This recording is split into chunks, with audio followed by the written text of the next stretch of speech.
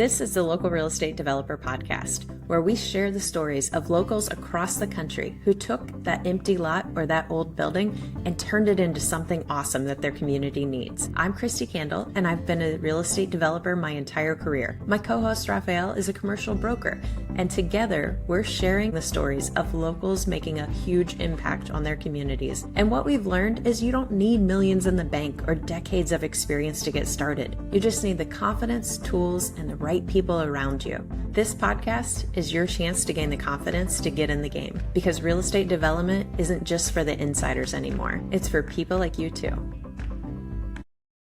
Welcome to the Local Real Estate Developer Podcast. I'm your co-host, Raphael, located here in Louisville, Kentucky, and I'm here with my co-host, Kristi Kandel, and she's located in Florida. Excited to see you as always. Hey, good afternoon.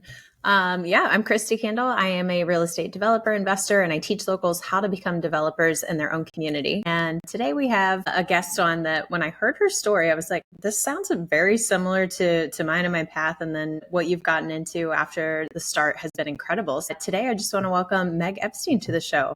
Thank you for having me. Yes. As we get started to kind of introduce to our audience, so we are focusing on getting people who are either in their first developments or maybe they're a broker or a contractor that are just on the verge of going, you know what, maybe let me try and do this myself. So maybe give us some background on who you are and where you started. Sure. I actually started in California after college. I was working for a very high-end home contractor in Beverly Hills area, which was near my campus, and went to go work for him and really learned kind of how to build things.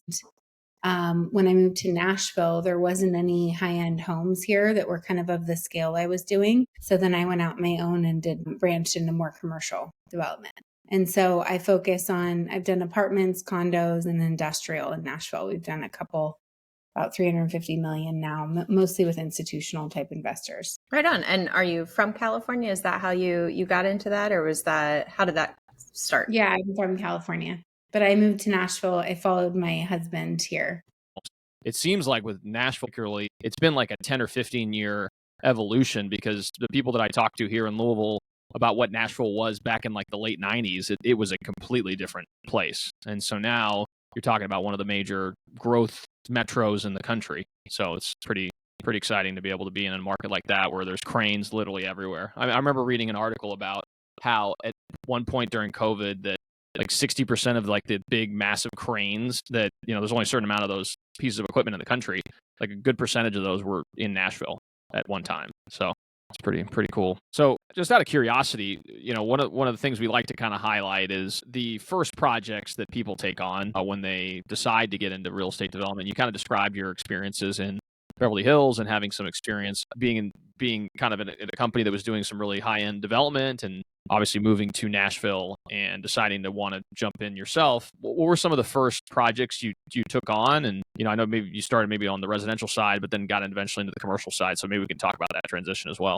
Mm-hmm. So I basically started when I got to Nashville doing high-end residential, but it just wasn't anything like my California experience. I could sell a home in wine country for $10 million in a week. And I got to Nashville and $1 million home traded maybe every 6 months. So I basically broke even and I just wasted tons of work and energy for a year and tons of stress, starting my company here just to barely get out alive my first year of marriage. So that was really fun entrepreneurial start to my company.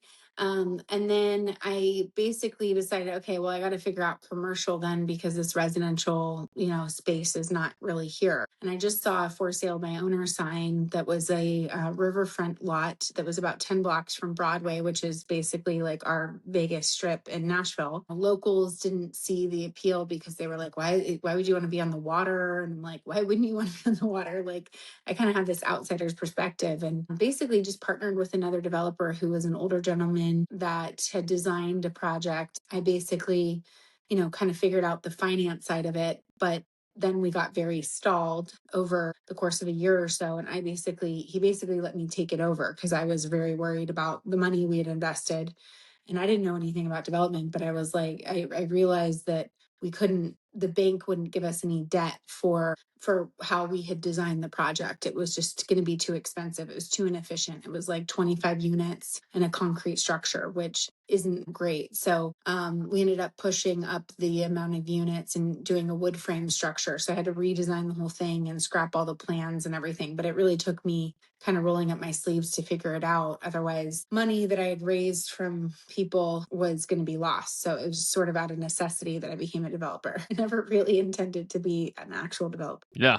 Well, I mean, that's great that you were able to kind of see that some gap needed to be filled and you had to step in and learn. And I think that's really the only way you can learn development. I mean, I feel like, and I'm just now getting started in it myself. I've had a couple of small adaptive reuse projects we're taking on right now. And I don't have a construction background, although I did have an engineering background in the software space, but it doesn't help me at all in actual construction. And so even dealing with contractors and architects and engineers and learning about how all these pieces fit together and you having to maintain communication with all these parties to ensure that the project continues to move forward. I mean, that's just stuff you have to learn by experience. And, I think that was probably although a stressful experience, I'm sure it was probably a pretty rewarding one. And do you guys still own that property by chance, or did you guys end up exiting and putting that into? That was another aspect so I just didn't know really anything. Like, I didn't know that if I was going to be raising capital, I probably should have made sure there was debt terms, like things like that. Like, I just had no idea. Right. But no,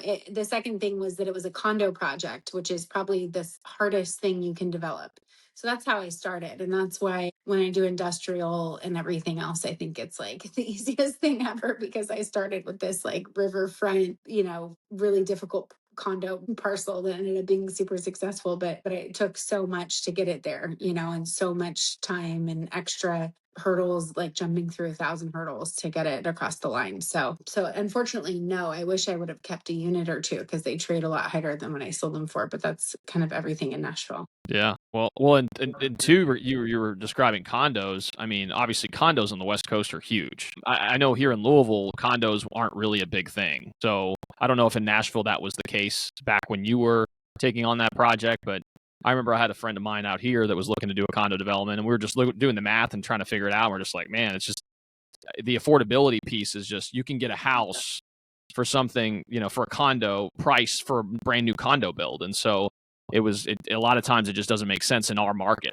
So it's one of those things where sometimes the development has to fit whatever the market can bear. So I don't know if that was the case for you as well, or if because it was a waterfront property, relatively close proximity to Broadway, if it, was able to kind of make that work. Yes. I mean, it was a trend that I saw happening. I mean, it's still very light on condos. I mean, you talk about all those cranes in the sky, maybe one is a condo crane and 25 are apartments, right? Not anymore, but in the last cycle. So that was kind of one of my reasons for it, was because when I moved to Nashville, I was, I was living in San Francisco. I lived in LA, I lived in New York, and I didn't see anywhere cool to live in a kind of an urban infill setting. And there just weren't a lot of things to purchase. And I knew that Nashville was going to be, I didn't want to pay rent because it was going to be an up and coming place. I think I bought my first condo in Nashville was $159,000 when I first moved there. My first condo that when I met my husband, and even our first marriage, where we lived when we first got married, was like a couple $100,000. It was a really cool 20-foot ceiling loft. So I just didn't see a lot of options. And that's kind of what has always been my thesis and continues to be, which is funny because I've kind of gone back to where I started. I've done a lot of things in the last decade on the commercial real estate development side, but I've really, after this last cycle, gone back to where I started and really leaned into the condos, because I found that undersupplied asset classes and niche asset classes are real. I've made the biggest, the most profit. So if you can figure it out and you're really focused on something and you have your niche, and it doesn't have, there's a million different niches in real estate. There's cold storage and, a bunch of random things, but whatever your specialty is, mine, I guess, is condos. So it's kind of how I got started and where I am focused now. That's great. Right on. So after that, you did that project. Now you're like, wait, now I got into development. How did you go from there to saying, okay, I want to go into my next thing and my next step? Because clearly you stayed in development. So what was that next step like? The next step was another project. It was happening kind of simultaneously because that one took a long time to finish. I had to basically take out my partner, redesign the whole thing, re-engineer it, re-entitle it, like, and so simultaneously I'd gotten into another development, also condos, very similar product type, same architect, same contractor. And that one was, again, just very successful. It was in an area called the Gulch, which is like, the it neighborhood in Nashville that's super expensive now. But at the time, the locals thought I was like this California girl crazy coming in and buying land that was like $4 million or something. That's probably 20 million now. But I did another project sort of at the same time. And that one also was really great market timing and went well. And then when I first transitioned to like true institutional capital was when the opportunity zone legislation came out, and there were a lot of more like private equity funds looking for investment in Nashville. And I did an opportunity zone project, which is basically like it was just like a condo project, same construction type. It's just you're holding it for 10 years and renting it out instead of selling the unit. So that was kind of how I got more into the institutional space. That's awesome. So do you, and maybe we can elaborate a little bit on opportunity zones, because those are ones that have just been reestablished, or they were already in place with the 2017 legislation, and now they've just been kind of reestablished. And I know they're going to be redrawing the maps here in 26. But just kind of curious if you could just share a little bit of insight regarding the opportunity zone concept. And then, yeah, I think that would be great, because I'm assuming what you're doing now is you have an opportunity zone fund and you have OZ businesses that you're investing in with all these different developments, or is that how you're approaching the process, or is it just No, I mean, I'm the developer. Basically cold called a lot of opportunity zone funds to invest in my developments after 2018. Okay. Yeah. So basic idea of opportunity zone is that you're investing, doubling your basis in an area. I buy some land for $7 million. I'm going to spend 30 million building an apartment building on that land. And then you hold it for 10 years, meaning you're investing in the area that needs it's meant to be like areas that are kind of suffering more in a city region that want investment, that are like needing to have development come in and help the area and help the neighborhood. The problem in Nashville, or kind of why it got so skewed, I think, is because it was based on the 2010, I believe, census tract.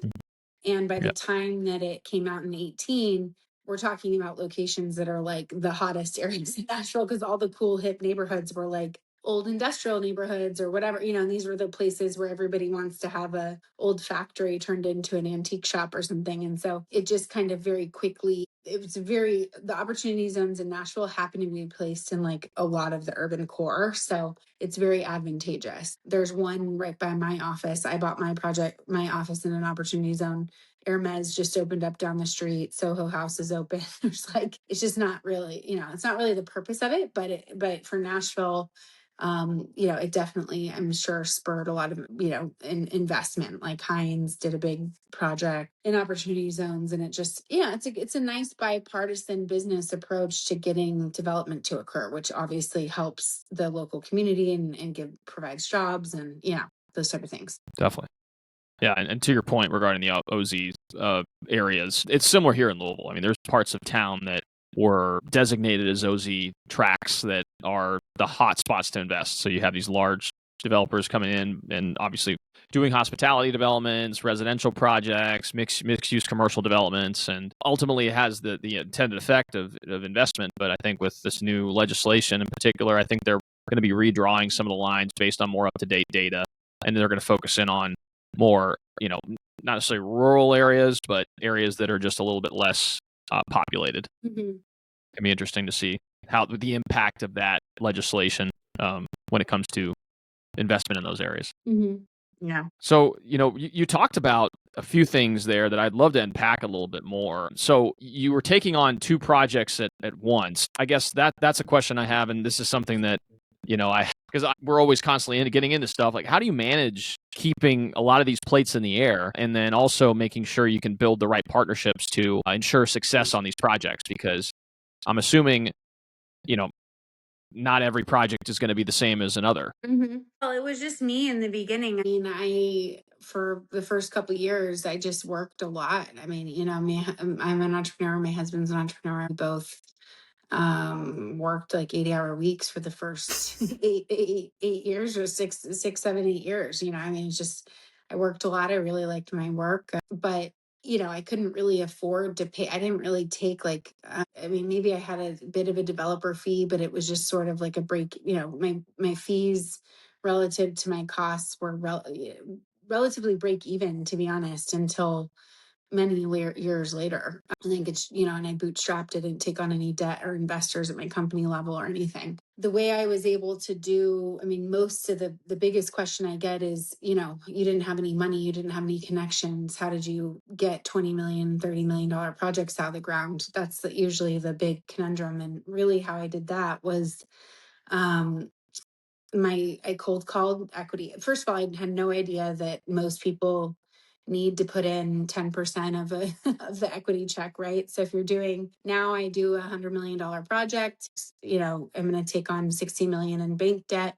I need 40 million in equity. I would have to come up with 4 million. That's a normal project for me now. I had no idea that was what was occurring then. And it was sort of like, maybe if I had known that, I wouldn't even tried, but I just had no idea about anything. And I just would go on Google and there was no ChatGPT or anything. And I would just kind of be like pitching people and calling people. Literally, I cold called a public REIT and got tons of investment in Nashville over, it took years, but private equity funds. My first investor was a private equity fund, more like an individual, but he had a fund, a bunch of high net worth group. He had a fund that believed in Nashville, and I called him maybe 10 times, and we still are partners. I talk to him every week. I mean, we've done 6-7 deals together, but he was my first investor. And I just told him my story. I told him the project. It was like right on the brink of Nashville becoming, like, you could tell, no one knew what it would become, but you could tell it was a really great investment. And I had tons of room in my first project in terms of the underwriting. And so he just was like, oh, I don't really care that you don't have money. I'm going to take a really favorable deal for me, but you're going to do all the work. And, if there's ever a problem, it was arranged so that he could step in and take it over, because I hadn't done it before, technically, right? Mm-hmm. But there wasn't, and it was a total home run. I ended up making more money than he did on that project, which we still kind of laugh about, but because he just basically gave himself a really high hurdle, and then he's like, you can have whatever after I make, a 35 IRR or something crazy. And it just ended up being great timing, and there was nothing really like it in the market. It was just kind of, so to start there, which, like I said, was a combination of a lot of hard work, but also just luck and timing in the market, and Nashville being the darling investment market it is, was a great place, foothold to start other projects and do other things. So I was able to kind of grow a lot more quickly than I think most, because it wasn't like I had to do one project and then wait until it was done, which can take 4 or 5 years, and then do another one. So I've done probably round tripped 11 or 12 projects now. Like I said, about a couple $100 million. It's because I was doing them simultaneously and growing and raising capital while, it's just doing a lot. But I didn't hire my first employee for a couple years. And then just only really hired when I could have the fees to afford it, And what was the first hire? What was the first hire, just out of curiosity? General counsel. General counsel. Wow. Hey, can we chat for a second? Since you're listening to this podcast, you're already thinking like a developer. You see the potential in your community, and you're ready to do more than just watch from the sidelines. That's exactly why we created the Local Developer Vault. It's a free resource full of tools, templates, and trainings to help you take action. And here's the best part. When you sign up, you'll also get access to our local real estate developer community. It's full of people just like you, who are making real things happen in their neighborhoods. So don't just listen to the stories. Become the next one that we spotlight on our show. The link in the show notes to unlock the vault and join our movement. Like a COO type role. But what I realize now is I've had, and this is a whole other podcast topic, is, employees and a company and everything. I've had over 20 employees with tons of overhead, which is really tough as a developer, because this is a developer podcast, but you'll know is, the market changes and your projects change, your needs change. And as a developer, you can get by with a lot lighter load, I learned, by just using consultants and outsourcing a lot more, and using like AI now and things like that. Like, I really later in my company, like I said, we grew to so many people and I had all these developments going, and that kind of developer fee burn and churn model is really a grind, and really not. I'm much, much happier, and I make a lot more now by keeping a really, really lean, high caliber team. And focusing on, just the right projects and not having to do a bunch of projects to kind of keep the hamster wheel going. Yeah, like I said, it's a whole other topic of lessons learned, but we're a lot leaner now and I'm much happier and it's a lot more profitable and just a lot easier to navigate. Yeah, that you just dropped so many amazing nuggets that I just want to highlight a couple of those. And even on that last one with employees and team members and constantly needing more projects to keep that going. I just went through that myself to where we had built these engines for these different streams, and then one massive clean energy one just poof, and overnight, great, 8 people. There's literally no work for you anymore. So Right. I get to tell you, hey, you don't have a job anymore because there's no more money coming in. And with developers being so cyclical in projects, you're right.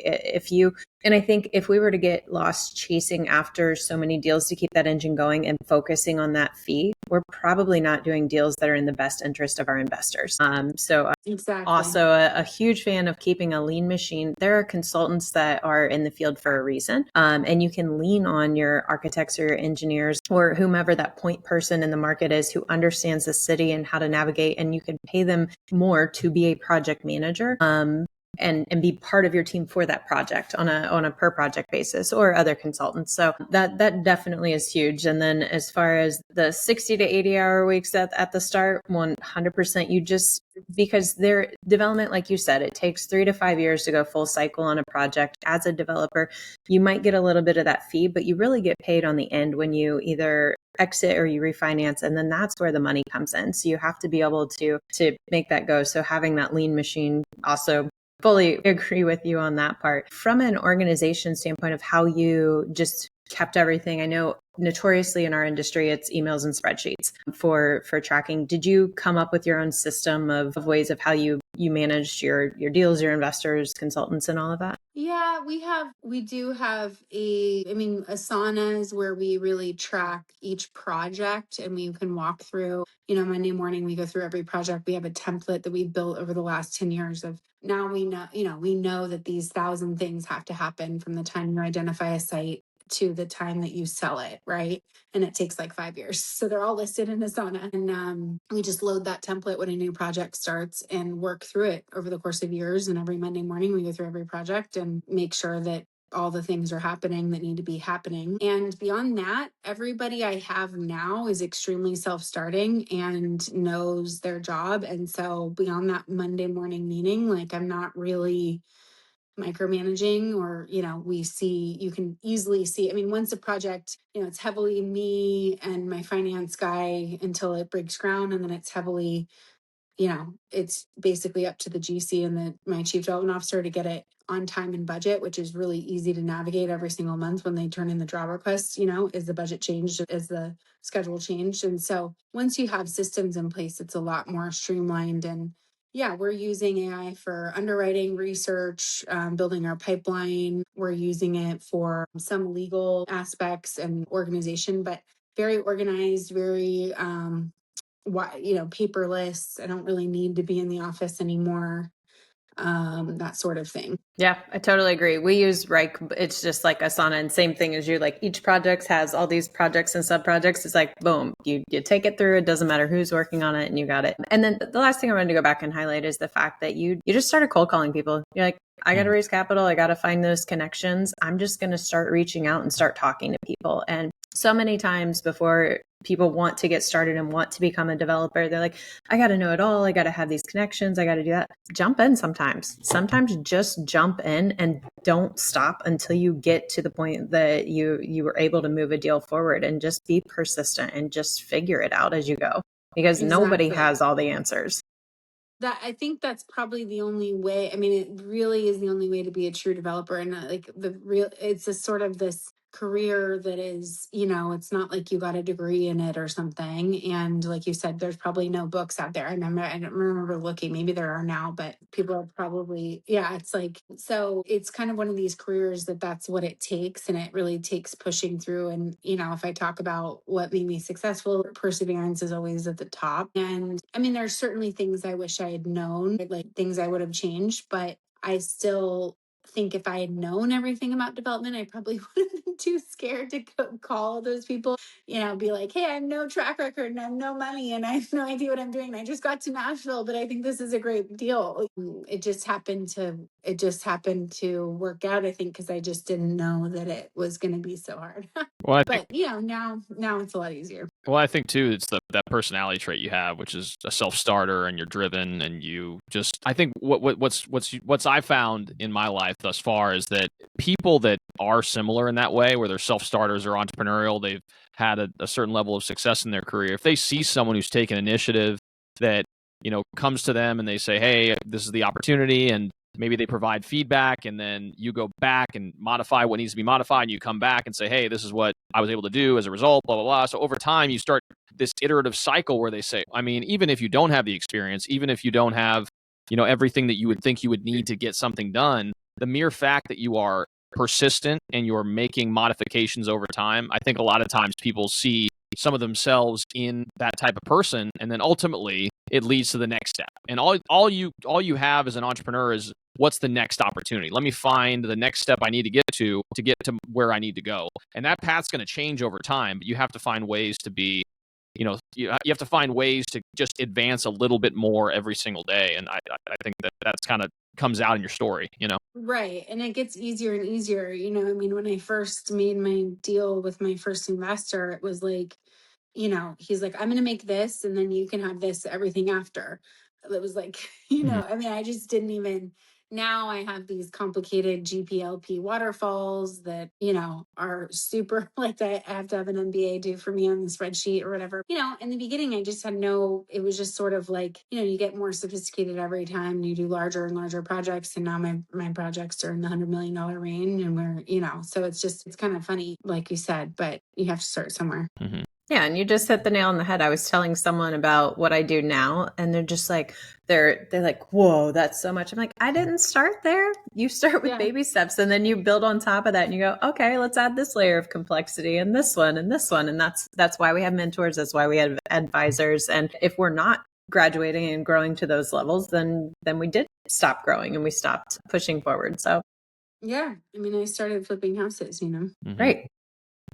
So what keeps you motivated? I think at a certain point, I think you've got to find something inside of you that kind of drives you forward every day, because you're going to have challenges. I mean, anything you decide to do in life that's worthwhile doing, there's going to be challenges. So I'm kind of curious as to what's your motivation and what keeps you going to the next stage. Yeah, I've always been a very motivated person. I do think some of that's a little innate, as you mentioned, like some people have it in I don't think it's meant for everybody, like entrepreneurship, and then that's fine. And then, just unless you're prepared for the journey and to do all that work, then you shouldn't do it. I've always been very motivated to do it. I've never really had a real job. I think I was an employee for like 2 years at that one company after college. And then I just don't know what I would do if I had to not, I've always worked for myself, basically.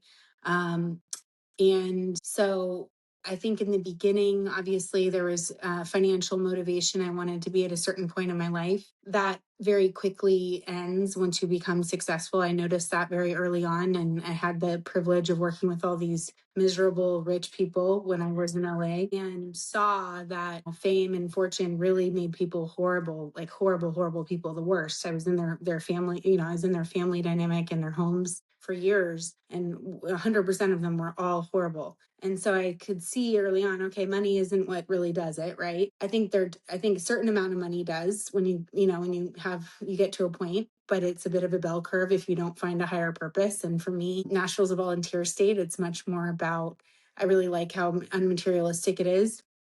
And so I've obviously have a lot of now financial freedom, which I look at it as freedom, right? So I have, I'm about to have my fourth child. We have an amazing home and tons of the freedom to have help and travel, and convenience is really what has made me happy about being financially so successful. But beyond that, I think, I'm at a point now, I'm not even 40 yet. So it's going to just be philanthropic efforts, big human rights. My husband and I have adopted 2 kids. We're very involved in several human rights projects. And I think it's going to be a matter of that pushing to the next level and, kind of our more purpose to help people. I think if you don't do that and you just end up, if your ambition is just to buy things, it makes people really miserable, as I said. So I had the privilege of seeing that really early on when I was like 22, 23, 24, being disabused of this idea that it really does. I'm not saying money doesn't buy happiness. A certain amount certainly does. If you don't have money, it really sucks. I've been there too. I've been really stressed out. You can't do anything. So I love having a lot of financial freedom. As I mentioned, I live in a beautiful home and I can pretty much do whatever I want now, right? But beyond that, you have to find, I think it's about giving back and helping people. Because if you don't do that, it's just sort of, what are you doing it for? And then obviously, Empty. yeah. Yeah. Yeah, that's part of your story that resonated with me as well. So I was in my early 20s working with a developer, and we were doing $30 family a year. So I was taking it through the entitlements permit and construction management. And we were, I would meet and hang out with these wealthy families in Manhattan Beach, California, and like all the places in LA. And I was like, wait, why am I putting my ladder up here to try and climb this corporate ladder? But none of them are happy. And they have more money. I grew up incredibly poor in Ohio. And I see all these people with massive wealth. And I'm just like, you have everything that we've ever dreamed and wished for and never could be possible. And you're not happy? What am I doing? So I'm so glad to have had that experience, because it did help me start shifting over to more purpose and fulfillment. And that's what made me start my company in 2015 and focus on projects that, instead of another shopping center, it was, clean energy and hydrogen, and it was affordable housing. And, now it's community wellness and sports facilities that kind of reactivate our park system. But you're right, it has to be that bigger purpose and why. And it all comes down to, once you're not fighting for your basic necessities, which a lot of us and a lot of people are, but once you have enough for that, then it's truly always comes back to relationships, connection, and collaboration, and the quality of the relationships that you have, and what you're doing to just help others. So yeah, I love that and what you said for what's your why and how you stay motivated now. Sounds like we have a lot in common. If you want to start your career and spend some time in LA, it's like the peak of materialism. But no. Yeah.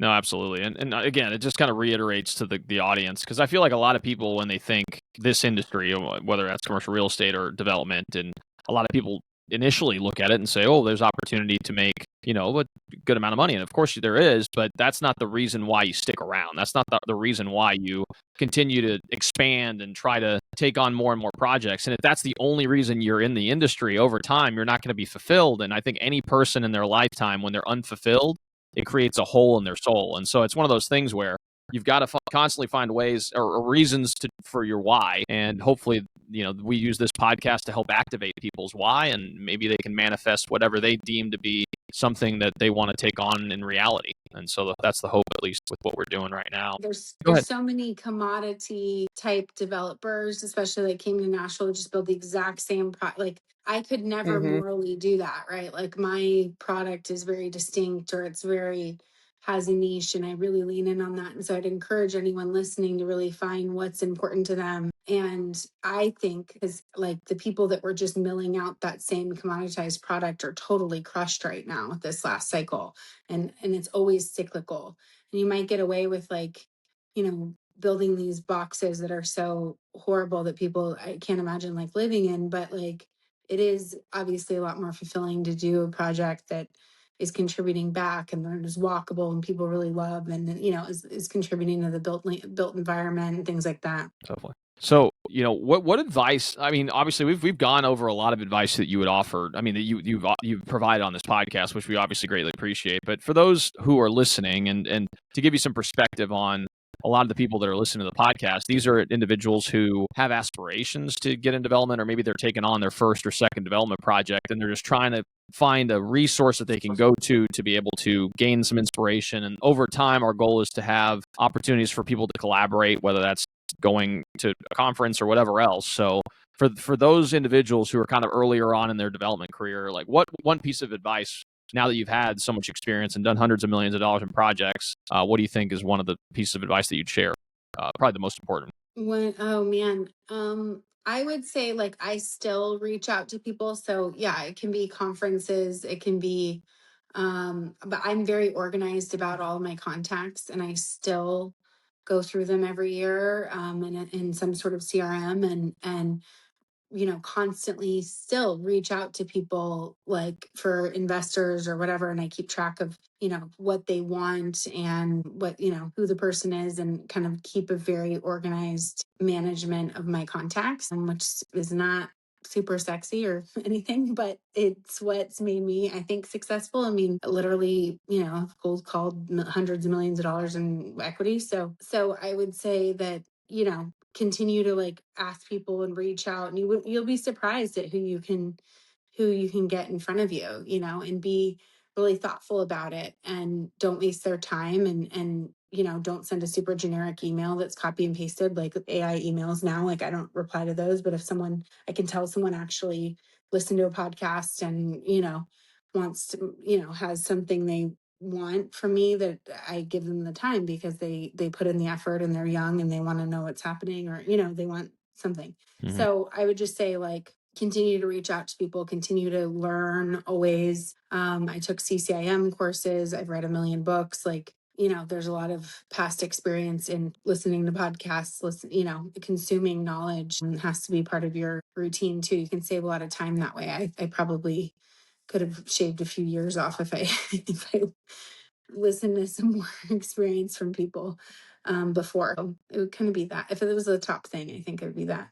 Now, you've already kind of touched on, what is community driven development and being purposeful about what you're doing. So what projects that you're either working on now or might do in the future are most exciting to you in the next 2, 5, 10 years? Yeah, so when I said I'm going back to kind of where I started, I'm really focused on 2 niche asset classes, but the first is condos.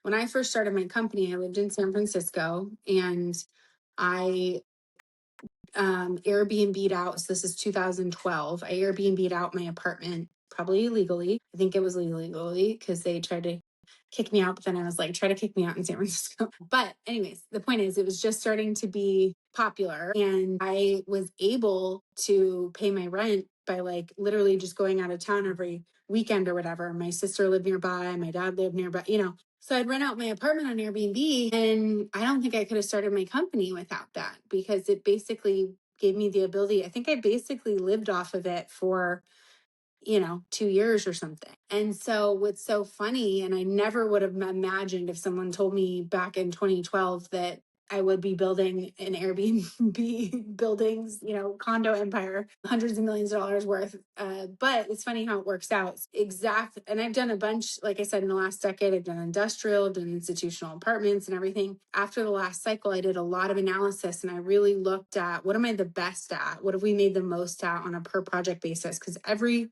development project is so much work, and it really doesn't matter if it's a 10 million, $20 million project. To me is the exact same amount of work as like an 80 or $90 million project. So I said, okay, I'm going to do, basically, they're condos that I allow for people to rent out on a flexible term basis. So we get investors that are full-time investors. They just want a 1031 cash flowing unit in Nashville, or we get op zone investors that want to, invest opportunity zone income, or just real estate investors that want to buy real estate, and they rent it out on Airbnb.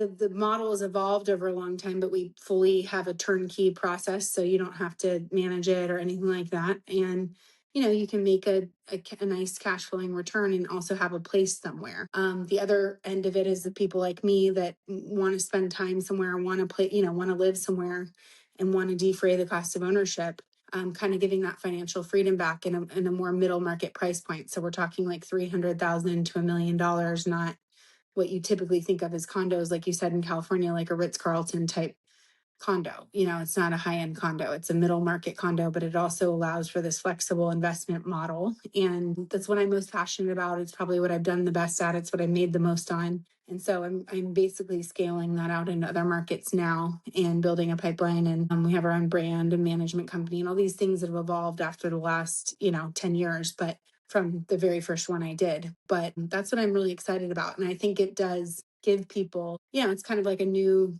shared economy sort of idea with real estate. And I think that it's kind of where real estate is going. Like, people want that flexibility. And I want to be able to stay in places like that when I'm traveling with my kids now, as opposed to a traditional hotel. But I don't think, I'm more comfortable in like a branded building versus just someone's random house. That's what I'm really leaning into and passionate about and scaling out. It's called the So Modernist. is that like a condo hotel? Like is that what it's described? I don't know the terminology. What's the terminology for it? Yeah, I mean, technically it's different than a normal condo hotel because it's very owner centric. So we're not saying, oh, you have to use this furniture, you need to, these are blockout dates and that sort of thing. It's really meant to be residences. You can have this place, you can make money when you're not in it, or it can be just a straight investment. But you don't have to rent it out. You can stay in it 365 days a year. You can rent it out 365 days a year. It's a lot more along the lines, like we have an exclusive partnership with Airbnb. It's a lot more along the lines of like an Airbnb, but really on the higher, more elevated experience, I think, because it is ran by a professional hotel company, which I think is really missing in the market because there's people like me that, with all the how picky I am with real estate. I'm not just going to go stay in any place, especially with all my kids and the nanny and but I don't want to have 3 or 4 hotel rooms. So it really is meant to be kind of a new way to think about traveling and investing and owning real estate. So it's just what I've decided to do over the years, which I'm really excited about scaling out. Yeah, it seems like a very unique. I mean, I honestly would love something like that if in markets that I would be interested in maybe having like a second home or something. If I had an option like that, it would be a great thing, I think, because Yeah. that's one of the hardest parts about buying property outside of where you're located is you don't have the same touch points, and you have to rely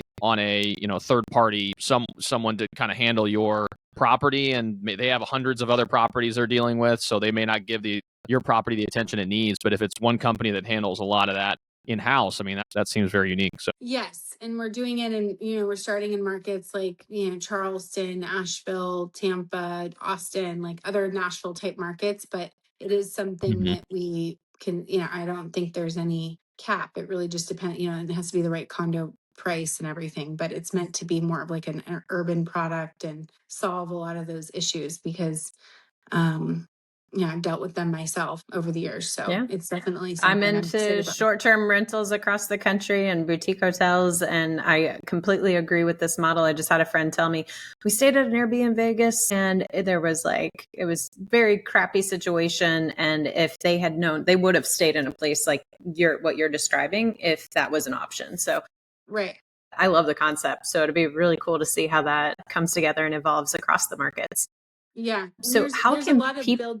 there's a lot of brands now that have gone into whole buildings Mhm. like Sonder and Placemaker. The difference is we have, we're for our investors first, where they get to own a piece of it and hopefully participate in the cash flow. Yeah, I love that full model. That just sounds awesome and what's needed. Very cool. So how can people follow along and either whether they want to buy into that in the future or just follow what you're doing in development? What's the best places to follow what you're doing? Yes, that brand is called The Modernist, and we have Instagram, and you can always go to my LinkedIn is where we kind of post updates on CA South Development. LinkedIn is where we post updates on all of the projects. CA South Development Instagram. My personal Instagram is Meg Aubale Epstein. So anyone's happy to reach out via the website and connect people. that's amazing. And we'll make sure to include all that in the show notes. So if you guys are watching this on YouTube, go ahead in the description. You'll be able to access that. And if you guys are listening to this in a podcast format,